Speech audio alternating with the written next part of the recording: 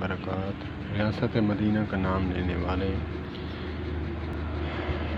ان کے لیے لمحہ فکریہ ہے۔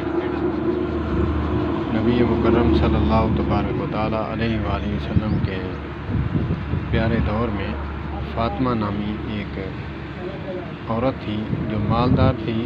کسی حوالے سے اس پر چوری کا الزام لگا تو اس کی تحقیق کے بعد اس کا ہاتھ کاٹنے لگے تو لوگوں نے سفارش کی۔ نبی مکرم صلی اللہ تبارک و تعالیٰ علیہ وآلہ وسلم نے سفارش مسترد فرمائی۔ یہ بھی فرمایا یہ تو فاطمہ ہے، لیکن فاطمہ بنت محمد ہوتی تو میں اس کا بھی ہاتھ کاٹ دیتا۔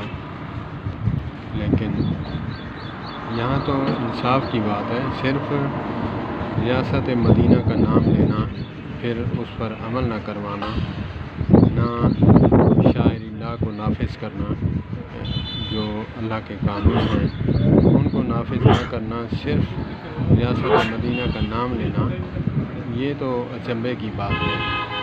ریاست مدینہ اسے کہا جاتا ہے جیسے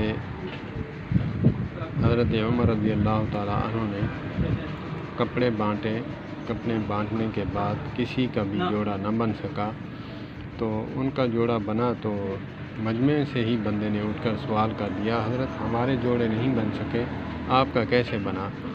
حضرت عبداللہ کو بلایا گیا، عبداللہ بن عمر جو حضرت عمر رضی اللہ تعالیٰ عنہ کے بیٹے تھے، وہ آئے، انہوں نے کہا کہ جی میں نے اپنا جو کپڑا ہے بابا جانی کو دیا ہے، انہوں نے سلوا دیا ہے، وجہ یہ ہے۔ تو یہ تھے ریاست مدینہ کے مالک اور ریاست مدینہ کے جو ہیروز یہ تھے۔